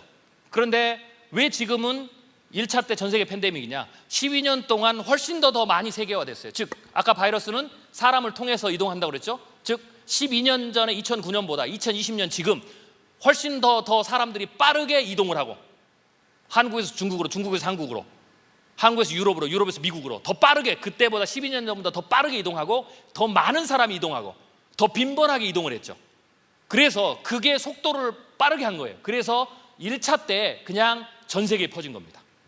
그래서 앞으로는 세계화 속도가 늦춰지지 않는 한 앞으로 나오는 모든 신종 인플루엔자 팬데믹 사태가 벌어진다면 앞으로는 1차 때부터 전 세계 대유행, 그래서 우리에게는 두 번의 대유행의 경험을 하게 된다라고 제가 시나리오를 썼습니다. 그렇게 될 가능성이 높습니다. 여기에다가 이번에는 중국이 우한을 봉쇄조차도 실패했어요. 전체로 다 퍼진 이후에 그리고 봉쇄를 했기 때문에 그냥 전 세계에 퍼졌습니다. 대신 이게 사람을 통해서 가기 때문에 어떤 현상이 나타나냐면 1차 대유행 때 한 달 주기로 대륙을 넘어갔어요. 그래서 1차 발병 국가가 중국, 한국, 그 다음에 2차가 이탈리아와 미국, 3차가 일본, 인도 이런 식으로 한 달 주기를 놓고 전 세계로 넘어갔죠. 그러니까 1차 때의 전 세계 팬데믹인데 속을 잘라보면 한 달 주기로 대륙을 넘어가는, 그러니까 이런 주기가 펼쳐졌습니다. 이게 이제 새로 만들어진 유행병의 패턴이다라고 보시면 되고요. 앞으로는 이런 패턴으로 갈 가능성이 굉장히 높다라고 봐야 되겠죠. 그리고 2차 때는 그래서 어떻게 될까요? 자, 이렇게 보셔야 돼요. 1차 때 이렇게 지금 움직였잖아요. 그런데 지금 1차 때 국지적인 한 지역에서 퍼지는 속도가 있기 때문에 2차 때 전 세계 유행을 해도 엄밀히 얘기하면 전 세계 미국의 전역에 아주 조밀하게 이게 한국의 전역에 조밀하게 바이러스가 퍼져 있다가 동시 발현을 한 게 아닙니다. 지금까지는. 그러면 지금까지는 어떻게 했느냐? 지금 제가 설명드린 1차 때 나타난 현상이 2차 때 나타난 현상이에요. 그래서 1차에 각국에 퍼지긴 했는데 각국의 일정 도시에, 그리고 거기서부터 그 각국에 퍼지는 데는 또 시간이 걸리겠죠. 1차 때 그렇게 했단 말이죠. 지금까지는 2차 때 그런 현상이 나타났어요. 그런데 이게 당겨졌죠. 그리고 당겨졌기 때문에 1차에 그렇게 되고 1차에서 2차 넘어갈 때 지금 그 국가에서 전역으로 지금 퍼지고 있죠. 그래서 2차 때 올 때는 어떻게 돼요? 전역에 다 퍼져 있죠. 그래서 2차 때는 전국에서 발현을 하는데 시차가 없어요. 그냥 동시 발현입니다. 그러니까 엄밀히 보면 지금까지 나타났던 2차의 충격보다 훨씬 더 빠르다 이렇게 보시면 돼요. 미국으로 2차로 넘어갔다 그러면 원래는 미국에서 뉴욕에 갔다가 거기서부터 이제 캘리포니아 이렇게 서부 벨트 갔다가 거기서 LA로 내려오고 막 이런 식으로 시차를 두고 나야 되는데 그게 지금 나타나는 현상이죠. 이게 보통 2차 가을에 나타나야 되는데 이게 지금 1차 때 나타나고 이번에 시위가 겹치면서, 이것도 굉장히 특이한 사건인데 시위가 겹치면서 전부 다 섞여버렸기 때문에 전 미국의 웬만한 도시에서 지금 시위가 일어났죠. 그러면서 감염 증상이 없기 때문에 전부 다 바이러스를 퍼친 거예요. 그렇기 때문에 이미 전주에 퍼져 있기 때문에 2차 때는 미국의 전주에서 동시에 발현을 해요. 시차도 안 둬요. 그냥 동시에 발현해요. 자, 중요한 것. 한국도 동시 발현이죠. 자, 이게 어느 정도 무서운 건지를 설명을 드리겠습니다.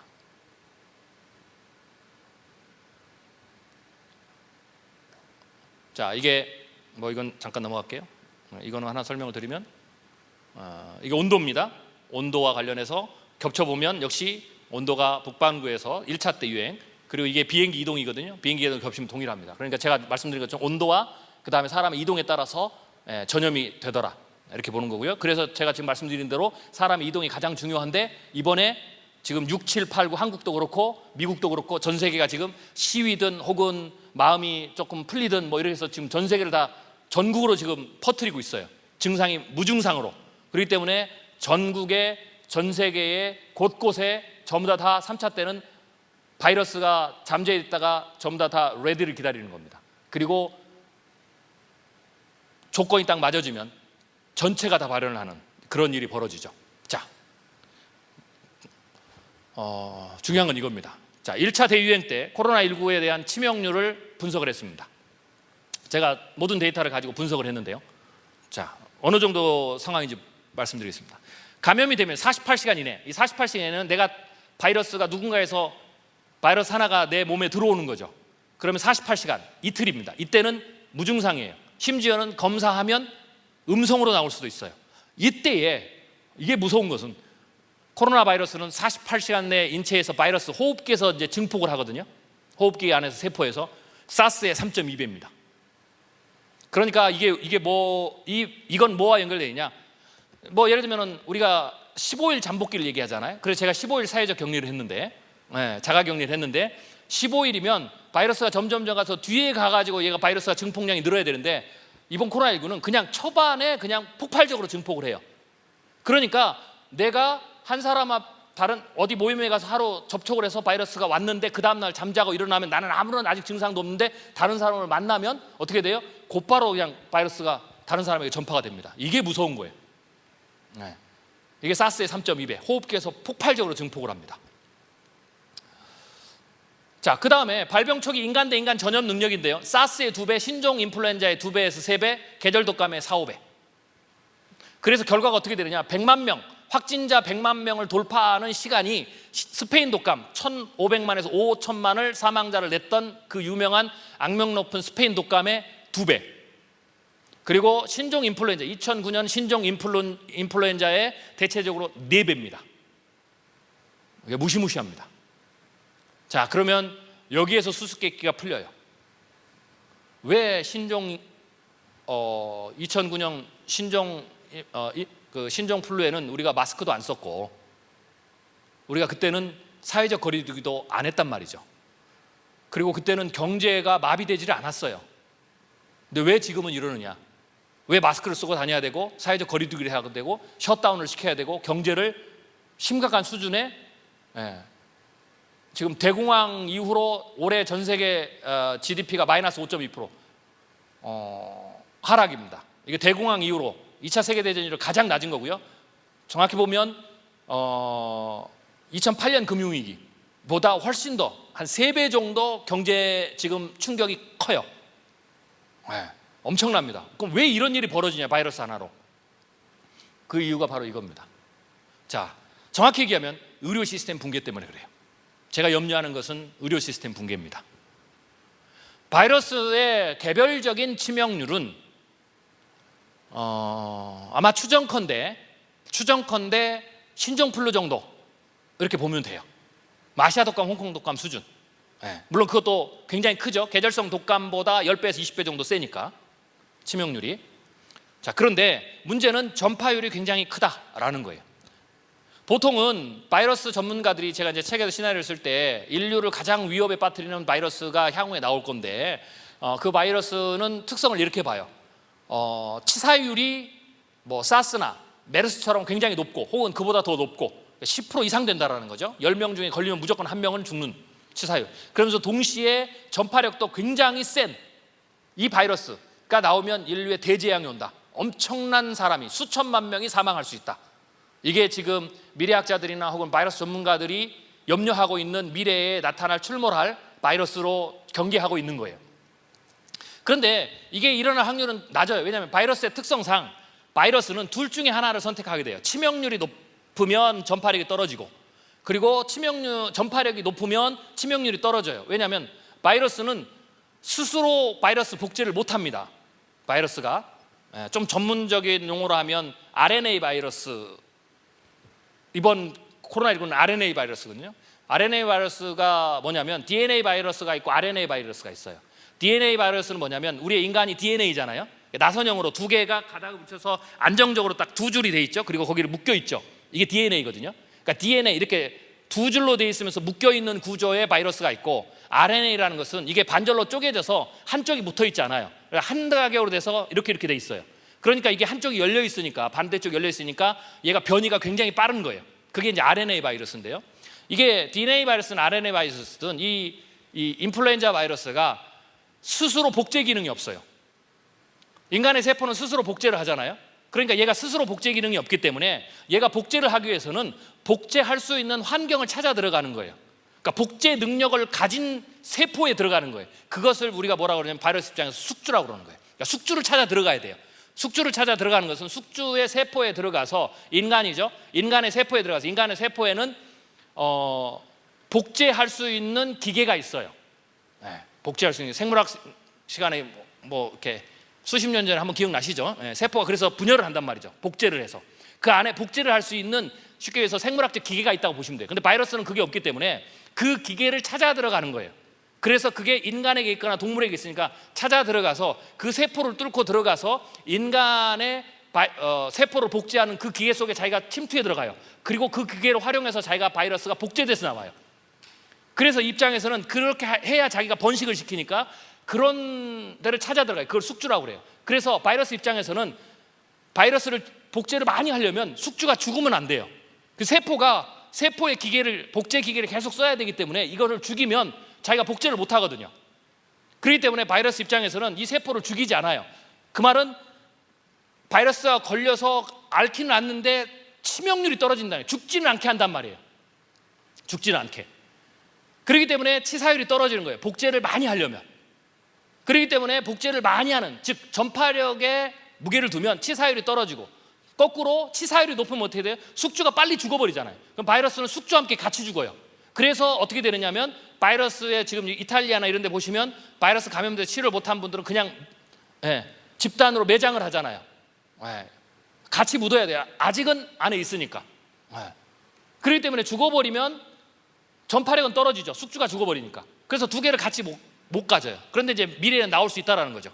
근데 지금까지는 이게 정설이었는데, 이번 코로나19를 통해서, 물론 아마 스페인 독감 때도 그랬을 건데, 새로운 카테고리가 하나 생겼다고 보시면 돼요. 치사율은 낮은데 전염률이, 증폭률이 훨씬 센 거. 이게 이제 새로운 카테고리로 아마 전염병 국가에서는 관리를 해야 돼요. 왜? 이게 되면 사망률이 높아요. 그리고 경제 봉쇄를 해야 돼요. 이게 새로운 카테고리예요. 이번에 코로나19가 그거라고 보시면 돼요. 그게 신종 플루와 2009년 신종 플루와 달라요. 자, 그럼 이게 뭐냐?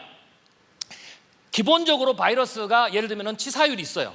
이번을 2009년 신종 플루하고 이번 거하고 같다라고 보시면, 그러면 이번이 전파력이 센 게 왜 무서우냐?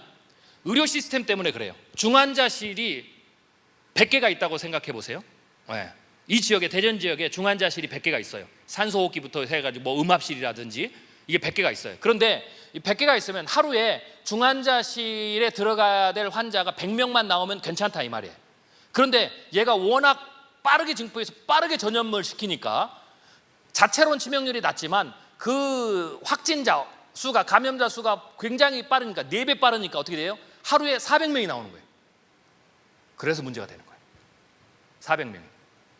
이 400명이 전부 다 병원에 가서 중환자실에서 치료를 받으면 대부분 살아요. 왜? 아직 치료제가 없어도 스페인 독감 때와 지금은 다른 것은 병원에 항바이러스제가 있어요. 그리고 의료 시스템이 굉장히 뛰어나기 때문에 치료제가 뭐 타미플루 같은, 신종플루 같은 타미플루와 정확한 치료제가 없어도 웬만한 사람들은 다 살립니다. 병원에서. 치료 기간이 늦어지거나 회복 기간이 오래 걸려서 그러지, 그게 한 달이 걸릴 수도 있고 뭐 2주가 걸릴 수도 있지만 살린단 말이에요. 그래서 병원에 들어간 사람들은 대부분 살아요. 그런데 병원은 그 속도를 못 쫓아가요. 4배가 생겼다고 해서 중환자실을 4배를 만들 수가 없단 말이에요. 그러니까 어떻게 돼요? 400명이 생겼는데 100명만 들어가고 300명은 못 들어가요. 그래서 죽는 거예요. 그래서 이탈리아나 뉴욕이 병원 밖에서 죽고 길거리에서 죽고 집에서 죽고 노인들 많은 요양원에서 죽고 심지어는 그게 도대체 안 되니까 선별을 해야 돼요. 누구를 살릴 것인가. 그래서 기저질환자라든지 나이 드신 분 특정 연령 이상은 우리가 포기하자. 왜? 병원이 중환자실이 한계니까 젊은 사람부터 살리지 않아야 되겠냐, 애들부터 살리자. 이게 지금 그렇게 나온 거예요. 굉장히 잔인한 지금 선택을 하게 만든 거예요. 그 핵심이 이거에 있는 거예요. 자, 중요한 것, 1차 때 이랬죠? 2차 때 절대 저 능력이 떨어지지 않습니다. 더 세지면 세졌지. 그리고 1차 때는 한 곳에 시작해서 옮겨갔죠. 제가 이렇게 표현하는데요, 1차 때 한국의 대구에서 신천지 사태 때문에 대구가 폭발적으로 일어났습니다. 현 정부가 굉장히 잘했지만 저는 현 정부가 운도 좋았다 이렇게 봐요. 왜냐? 동일한 시기에 대구 말고 다른 쪽에서 동시에 똑같이 그 숫자를 발현했으면 한국은 의료 시스템 붕괴됐습니다. 그러면 뉴욕처럼 이탈리아처럼 될 수도 있어요. 사망자가 몇 배 이상 늘어났을 거예요. 최소 몇 배, 몇십 배. 왜냐? 대구는 제가 자료를 보니까요, 대구는 우리나라에서 의료 시스템이 상위 1, 2예요. 굉장히 뛰어난 곳이에요. 대구가 의료 시스템이 굉장히 좋은 곳입니다. 대구가 거의 서울 수도권에 맞먹는 의료 시스템을 가지고 있는 게 대구더라고요. 그런데 그 대구의 그 최고의 의료 시스템 가지고도 대구에서 나타나는 하루에 최대 겨우 확진자가 1000명밖에 안 나왔어요. 겨우 1000명이라고 얘기를 해야 됩니다. 다른 데는 하루에도 10,000명 넘게 막 나오니까, 다른 나라들은 지금 브라질이나 이런 데는요, 전국에서 1000명 나오는 그것도 최고 피크 때 그걸 막는데 대구 의료 시스템으로 못 막았어요. 정확히 얘기하면 전국의 의료 시스템으로 막은 거예요. 전국의 앰뷸런스가 그리 갔고요, 전국의 산소호흡기가 그리 갔고요, 여분이 전국의 여력 있는 의사들과 간호사들이 전부 그리 갔습니다. 방역물자를 전부 다 그쪽에다, 방호복을 다 그쪽에다 보냈습니다. 정확히 얘기하면 대구는 한국 전체의 의료 시스템으로 막은 겁니다. 그래서 이건 뭘 의미하느냐? 한국 전체의 의료 시스템의 수준은 대구 정도의 집단 발병이 한 번에 일어났을 때 도시 하나를 커버할 정도가 지금 한국의 의료 시스템이에요. 그러니까 2개가 일어나면 둘 중에 하나를 포기해야 됩니다. 3개가 일어나면 팬데믹입니다. 이건 완전히 멘붕입니다. 그런데 지금 제가 어떻게 말씀드렸어요? 지금 무증상으로 전부 다 전파시키고 있죠. 3차 때는 전국에서 터집니다. 대구가 일어났을 때 서울이나 다른이나 대전은 확진자가 없었어요. 대전이 오려면 대구에 사람이 와야 되죠. 그러니까 대전은 일어나지 않은 거예요. 근데 3차는 대구도 있고 대전도 있고 전국에 다 있어요. 그리고 전체가 다 가을이 오면 전체가 다 발현을 합니다. 그럼 전체가 다 대구가 될 수도 있어요. 못 막습니다. 이게 2차 때 위험성입니다. 그럼 이걸 막으려면 어떻게 될까요? 그래서 제가 아까 처음에 말씀드렸죠. 지금부터 가을 때까지 마스크 쓰고 다녀야 됩니다. 아무도 발현자가 안 나와도, 정확히 하면 증상 발현자가 안 나온 거죠. 누가 걸렸을지 아무도 몰라요. 검사하기 전까지는. 그렇지 않고 풀어놓으면 반드시 가을에 한국 전체 교회가 심각한 수준에 빠집니다. 전 교회를 셧다운 시켜야 됩니다. 미국은 좀 법이 제가 가보니까 굉장히 세더라고요. 미국은 주지사가 명령을 내리면요, 모든 교회가 전부 다 셧다운 시켜야 됩니다. 작은 교회 큰 교회 상관없습니다. 만약에 열다 걸리면 전부 다 형사소송 들어갑니다. 한국은 그러지 않잖아요. 그렇게까지는 안 갔습니다. 그런데 1차 때 그 정도니까 안 간 겁니다. 2차 때 만약 이렇게 되면 어떻게 될까요? 지자체 전부 행정명령 떨어집니다. 전부 다 붙이고 다닙니다. 만약 그거를 피해서 들였다가 감염자가 나오면 이제 전 언론의 포화를 맞습니다. 감당을 하실 수 있겠습니까? 이걸 막는 거는 올 여름에 무증상 전파자를 막는 수밖에 없어요. 그런데 제 개인적인 예측으로는 힘들 거다. 사람을 어떻게 막습니까? 그러면 최대한 조심하고 늦추는 거니까 어쩌든지 간에 다 쓰면 좋겠지만 쓸 수 있는 사람에서 써야 되겠죠. 그만큼 속도는 느리게 갈 수 있으니까 속도가 느린 만큼 2차 유행을 피해를 줄일 수 있는 방법이에요. 그리고 2차 유행이 되면 철저하게 교회가 앞장서서 사회적 거리 두기를 하셔야 됩니다. 안 그러면 최악의 상황으로 갑니다. 그 최악의 상황이 이탈리아하고 뉴욕입니다. 이탈리아는 한 달을 버텼습니다. 왜요? 경제 봉쇄를 하게 되면 전부 다 문을 닫아야 되니까 이게 너무 충격이 큰 거예요. 네. 교회가 처음부터 사회적 거리두기를 하면 이제 장기간 동안 예배를 못 드릴 것과 똑같은 거예요. 그런 생각을 일반 사회에서는 기업이, 가게들이 한 거예요. 국가가 한 거죠. 그래서 버틴 거예요. 그러다가 어떻게 됐어요? 한 달 만에 두 손 두 발 다 들었어요. 그리고는 어떻게 되느냐? 사회적 거리두기로 끝냈을 것을 생활적 거리두기, 사회적 거리두기, 셧다운을 넘어뛰어서 보통은 4단계거든요. 가장 약한 게 생활적 거리두기, 두 번째가 사회적 거리두기, 세 번째가 셧다운, 그 다음에 완전 봉쇄, 록다운인데 이탈리아는 이 앞 세 단계를 첫 번째를 안 해가지고 세 단계를 전부 다 건너뛰고 바로 록다운해서 전면 봉쇄에 들어갔습니다. 그리고 그게 풀리는데 한국에 몇 배가 걸렸어요. 교회가 사회적 거리를 안 하면 이렇게도 보시면 됩니다. 사회적 거리두기를 하면 그나마 간간히 어떤 형태로라도 혹은 뭐 거리를 뛰고 2m 거리를 뛰고라도 예배를 드리거나 혹은 다른 건 못해도 소모이는 건 못해도 예배는 우리가 드릴 수 있는 여지를 마련할 수 있지만 그것을 하지 않고 강행하다가 제가 말씀드린 그런 사태들이 교회에서 벌어지면 교회는 내년 봄 백신 나올 때까지 전체 셧다운 될지도 모릅니다. 아예 전체를 예배를 못 드릴 수도 있어요. 이거는 그래서 교계 지도자들께서 굉장히 심각하게 생각을 하시고 총회 차원에서 지침을 마련하셔야 됩니다. 총회 차원에서 굉장히 심각한 수준으로 갈 가능성이 높고요. 정확히 얘기하면 지금까지 그랬습니다. 2009년까지. 셧다운을 할 때가 1918년, 19년 스페인 독감입니다. 그때는 셧다운, 록다운을 했어요. 네.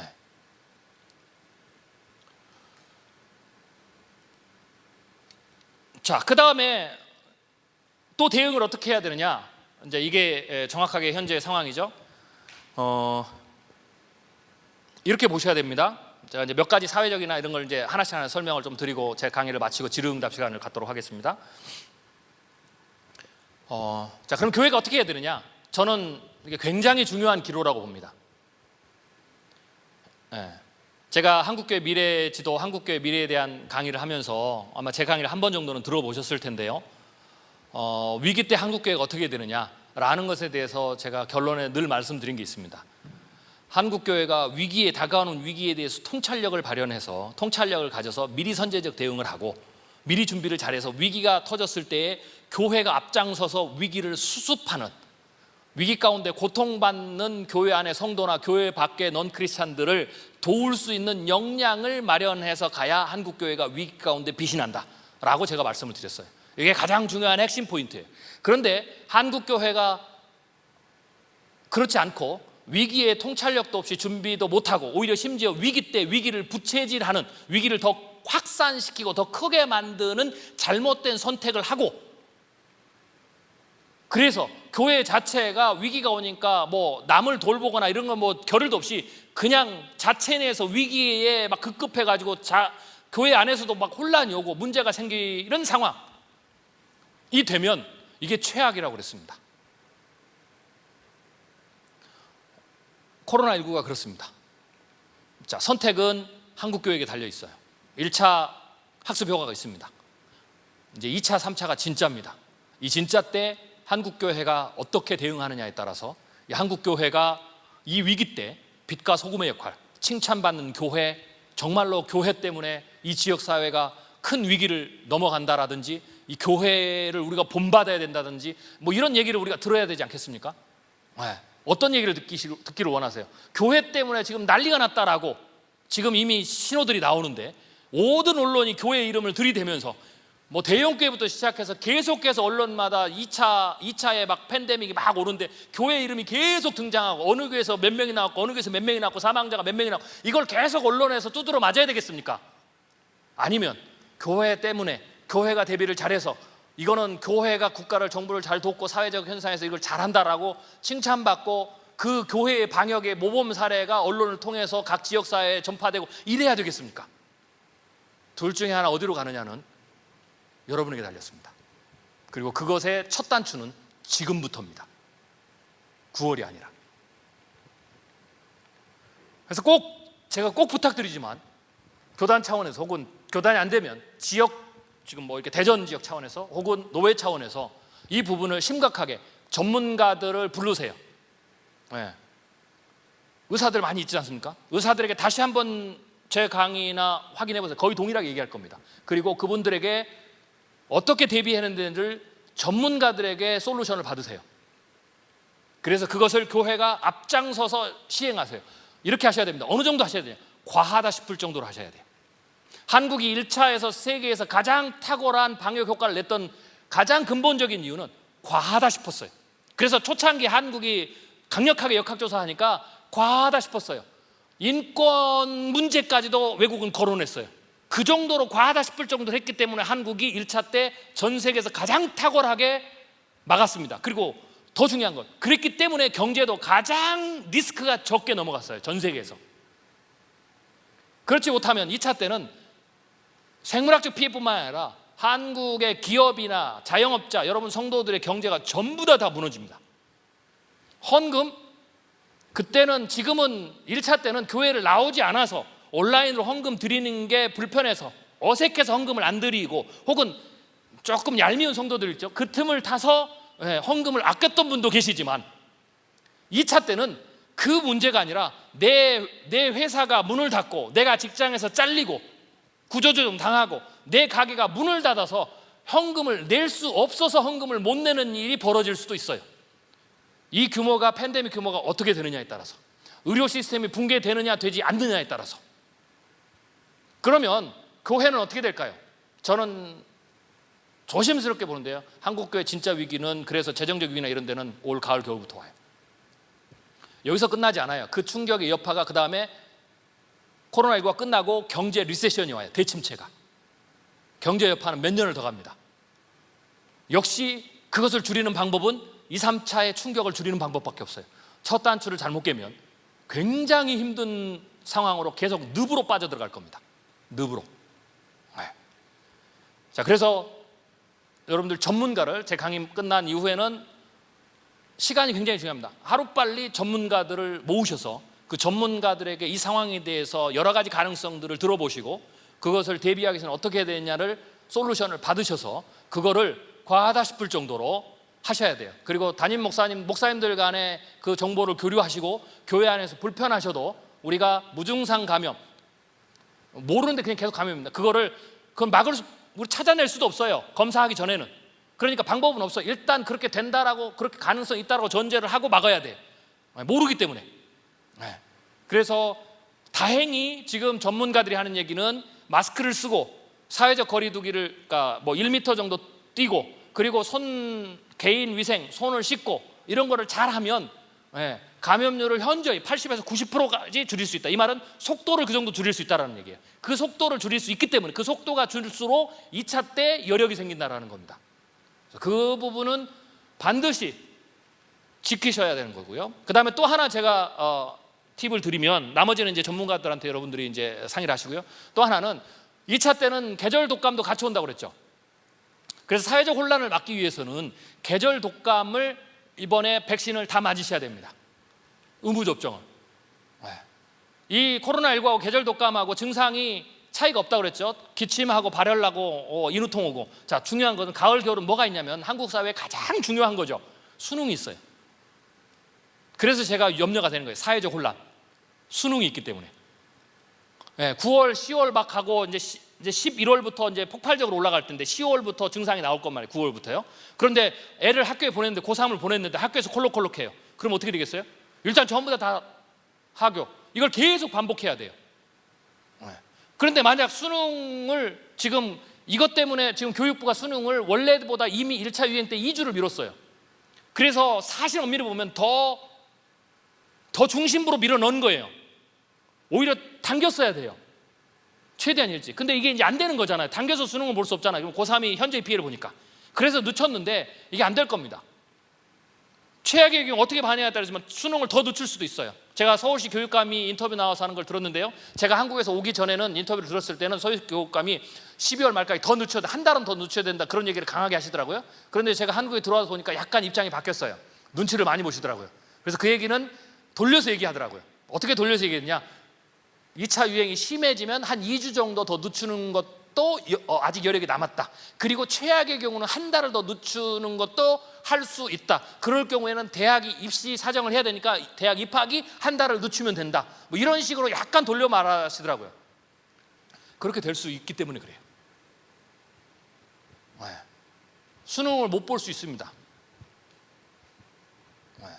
참고로 프랑스는 수능을 올해 2020년 수능을 취소했어요.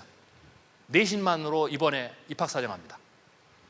전 세계가 이미 오래전부터 2차 대유행, 3차 대유행을 가지고, 프랑스에도 뭐 우리보다는 좀 덜하겠지만 수능이 얼마나 중요하겠어요. 그런데 그거를 1차 대유행 때 한 달인가 2달 전에 이미 결정을 냈어요. 아직 가을 겨울 멀었는데 우리는 아직 1차로 끝난다고 생각하고 있을 때 이 결정을 내린 거예요, 단호하게. 그러면 이미 내부에서는 2, 3차의 유행에 대해서 상당수 준비하고 있다라고 봐야 되겠죠. 자, 그래서 그런 사회적 현상을 많이 줄이려면 간단해요.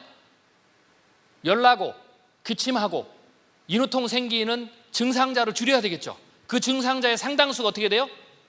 코로나19가 아니라 계절성 독감이란 말이에요. 한 명이 콜록콜록 하는 것과 10명이 콜록콜록 하는 건 완전히 다르다는 거죠.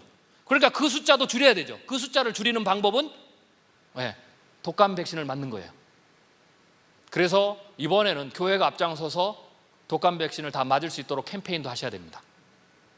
아마 정부가 교육청도 아마 그렇게 지금 예산 세우고 있는데요. 지금 집행 못한, 코로나19 때문에 집행 못한 예산이 있어요. 그래서 그때 교육감이 나와서 제가 얘기를 들었는데 그 예산을 전부 다 활용해서 아이들을 다 무료로 마치겠다, 이 정도예요. 그래서 정부가 한 2천만 명 정도를 무료로 계절성 독감을 마치려고 지금 준비 중이에요. 이것도 하나의 시그널입니다. 왜 이걸 하겠어요? 전부 다 제가 얘기하는 것과 연관이 되어 있습니다. 그런데 제가 지금 터무니없는 얘기를 드리는 게 아니에요. 여러분들이 다 이게 뉴스에 나온 얘기입니다. 전문가가 한 얘기인데 우리들은 바빠서 이 얘기 조금 듣고 저 얘기 조금 듣고 여기다가 또 우리의 착각까지 합쳐져서 지금 그러고 있는 거예요. 그런데 이거를 새삼스러운 게 아니고 제가 나온 얘기를 전부 다 종합해서 맞춰서 말씀드리는 거예요. 맞춰서 말씀드리면 실체가 이렇다라는 거죠. 그래서 교회가 그런 부분에 있어서 앞장서야 돼요. 솔선수범을 보이셔야 돼요. 담임 목사님들부터 다 맞으시고, 어린아이, 기저질환자, 그 다음에 나이 드신 분들, 그 다음에 심지어는 젊은 사람도 맞아야 돼요. 젊은 사람들을 통해서 또 역시 전파가 되니까 젊은 사람들을 블럭을 쳐야 돼요. 마스크 쓰는 것도 역시 그런 문제고. 그래서 이런 부분에 있어서 일단은 여러 가지 대비책들이 있으니까 그런 부분들을 철저하게 여러분들이 생각해서 하시면 좋겠다라는 거죠. 자, 그 다음에 경제적인 부분입니다. 자, 1차 위기 때 이게 한국입니다. 1차 그룹이죠. 경제적 충격을 말씀드리면 한 20% 정도 경제를 스톱시켰습니다. 이게 최선의 선방이다라고 보시면 됩니다. 20% 정도. 자, 2차 그룹입니다. 이탈리아, 독일, 미국. 이탈리아는 한국과 거의 그러니까 이탈리아가 하고 미국하고 뉴욕하고 거의 한국하고 비슷한 시기에 확진자가 나왔어요. 그런데 이 세 나라의 차이는 대응을 얼마나 빠르게 했느냐. 이탈리아는 한 달 정도를 미뤘고요. 미국 같은 경우는 2주 내지 3주를 미뤘습니다. 그랬더니 어떻게 되느냐. 이탈리아는 이렇게 고생이 됐어요. 한국과 그래프가 다르죠? 한국 그래프를 다시 보여드릴게요. 이게 한국 그래프입니다. 중국이고 한국이죠. 올라간 숫자도 적었지만 이거는 이제 데일리 케이스, 일일 확진자인데요. 내려가는 것도 굉장히 빠르죠. 그러니까 초기에 대응을 하면 전체 숫자를 줄이지만 적게 올라갔으니까 내려가는 것도 그러니까 빨리 통제가 가능하단 말이에요. 빨리 통제 가능한 수준. 그런데 늦었어요. 이거는 이제 그 다음에 홍콩이고요. 늦었어요. 그랬더니 어떻게 돼요? 올라가는 속도가 단위가 다르죠. 단위도 다르고 내려오는 속도가 바로 안 내려오고 계속 가죠. 천천히 가죠. 그러니까 이게 통제 가능한 수준도 훨씬 더 오래 걸려요. 그만큼 더 오래 셧다운 해야 되고 더 오래 못 모여야 되고 더 충격을 많이 받는다는 거죠. 그래서 제가 아까 처음에 말씀드린 것처럼 교회가 과하다 싶을 정도 빨리 해야 예배를 드릴 수 있는 수준은 우리가 지킬 수 있단 말이에요.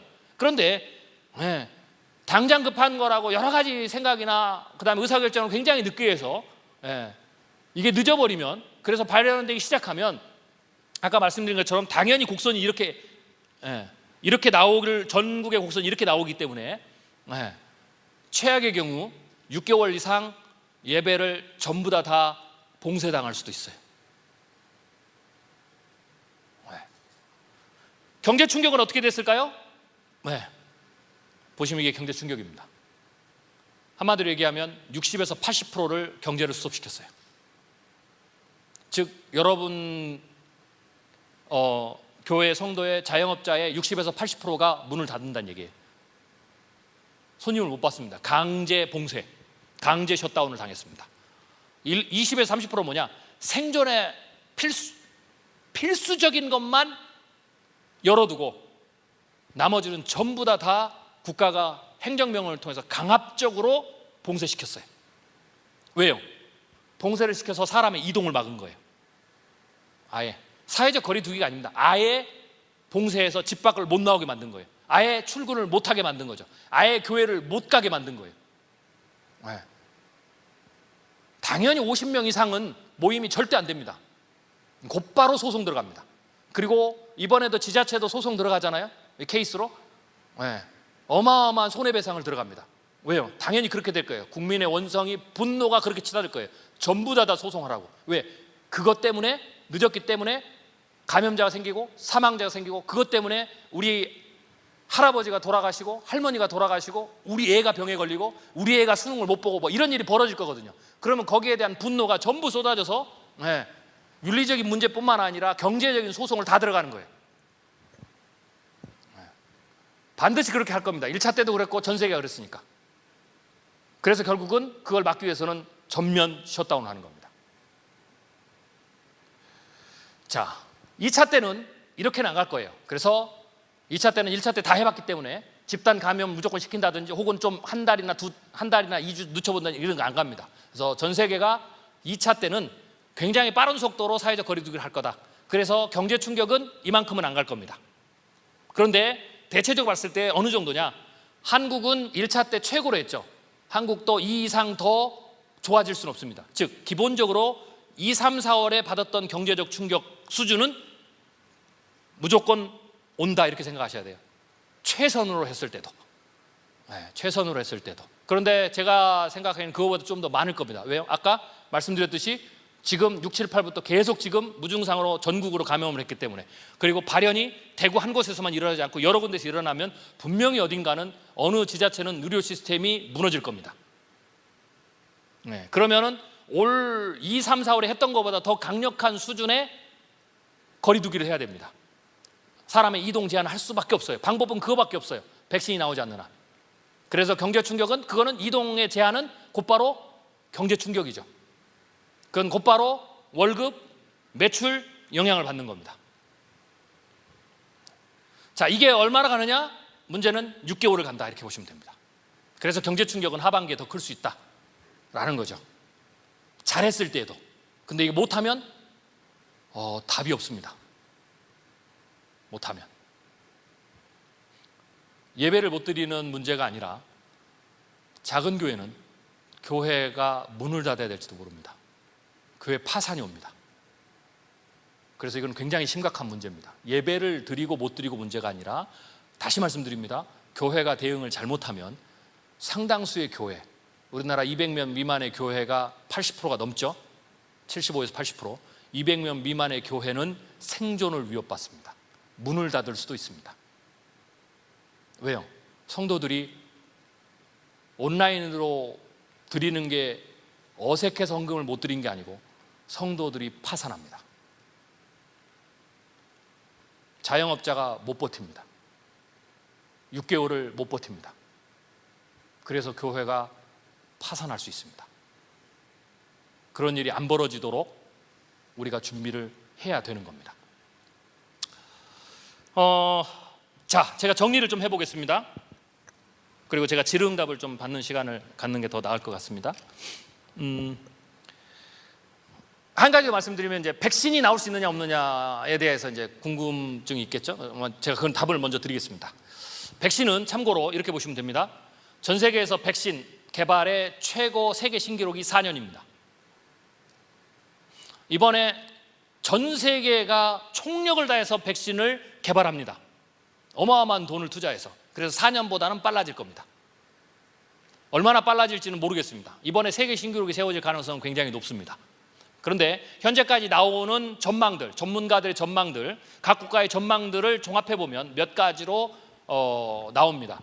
첫 번째, 가장 공통적으로 가장 많이 나오는, 우리가 합리적으로 받아들일 수 있는 백신의 개발 시점을 다 모으면 대체적으로 우리나라 정부도 그렇고 미국 정부도 그렇고 해외도 그렇고 대체적으로 전문가도 똑같고요, 백신이 가장 빨리 나오면 내년 봄, 여름입니다. 네, 그러면 이 말은 최소 2차 대유행은 백신 없이 가야 된다. 어쩌면 3차까지도 그렇게 갈 가능성이 있다, 이렇게 봐야 됩니다. 그래서 백신 없이, 그래서 어떻게 되냐면 백신이 없는 상황을 가정하고 2차 대유행에 대해서 전략을 세우시라는 겁니다. 근데 자꾸 이제 이렇게 얘기하면 어떤 분은 그럴 거예요. 아, 백신 나오면 되지. 백신 나오면 안 하셔도 돼요. 끝나요. 마스크 안 쓰셔도 되고요. 셧다운 안 돼요. 모든 게 그냥 정상으로 돌아갑니다. 신종플루 때 했던 것처럼. 네, 문 안 닫아요. 경제적 충격 없어요. 그래서 백신이 나오면 끝나요. 그렇기 때문에 백신이 나오면 되지라고 말을 하는 순간 어떻게 됩니까? 우리는 모든 대책을 세울 수가 없습니다. 그래서 그 말을 가장 조심하셔야 됩니다. 나오면 좋은 거죠. 그리고 그거를 대비하기 위해서 우리가 준비하는 게 죄 짓는 게 아니잖아요. 사람 살리자고 하는 거고. 그렇기 때문에 준비를 해서 다행히 하나님이 엄청난 은혜를 주셔가지고 누군가의 지혜를 주셔서 백신이 확 나와가지고 나오면 그냥 할렐루야 하면 돼요. 그리고 그 준비하는 게 우리에게 손해될 건 아무것도 없어요. 네. 그러니까 손해볼 게 없는 거예요. 그래서 하시라는 얘기입니다. 그러나 백신은 그때 나올 가능성이 1% 미만입니다. 왜냐? 제가 설명을 드릴게요. 유일하게 2차 대유행 전에 백신이 나온다고 유일하게 가장 강력하게 말하는 사람은 제가 아까 말씀드렸죠? 전 세계 트럼프 한 사람. 네. 자, 그러면 백신을 맞을 때까지의 과정을 역추적해서 계산을 해보겠습니다. 가능한지. 자, 11월, 12월이 피크입니다. 그러면 10월까지는 백신을 맞춰야 됩니다. 백신 접종이 완료돼야 되죠. 최소 30%가 완료돼야 됩니다. 아까 얘기했던 어린아이, 기저질환자, 노인들, 그리고 군인, 최소 30%예요. 그러면 한국은 1,500만 도즈, 미국은 1억 도즈. 이걸 2번을 맞는다 그러면 2배가 필요해요. 근데 2번도 필요 없고 일단 한 번으로 해보죠. 자, 그러면 어떻게 되느냐? 한국에 1,500만 도즈가 필요해요. 1,500만 도즈가 필요를 하는데 생산을 해야 되겠죠. 생산 기간을 잡아야 됩니다. 그러면 2009년 신종플루 때 한국이 녹십자가 국가가 공장을 지어줘서 그때 면역 증강제까지 넣어서 백신을 늘려야 되니까 백신 생산량을 면역 증강제까지 해서 한 달에 500만 도즈를 생산했습니다. 이게 맥시멈 생산량입니다. 뭐 한 12년이 지났으니까 뭐 또 생산을 추가하면 좀 더 많아질 수 있다라고 생각할 수 있죠. 그래서 최대로 우리가 좋은 시나리오를 잡아도 30%를 맞추는데 한 달은 무조건 걸립니다. 한 달에서 한 달 반. 아주 한 달이라고 해보죠. 자, 그러면 10월은 생산을 해야 되죠. 그러면 9월 말에 10월에 생산이 들어가니까 9월 말에 FDA, KFDA 승인이 떨어져야 됩니다. 그래야 10월에 한 달 생산을 해서 아니군요. 10월에 맞춰야 되니까 11월부터니까 9월에 생산을 해야 되겠네요. 그러니까 9월에 생산을 하고 10월에 맞추는데 시간이 걸리니까 한 2주 정도 이상 소용이 됩니다. 그러니까 9월에 생산을 시작해야 돼요. 그러면 9월에 생산을 하려면 8월 말에 FDA나 KFDA에서 3상, 임상 실험 다 끝나고 시판 허가가 떨어져야 돼요. 8월 말에. 자, 지금 6월 오늘 며칠인가요?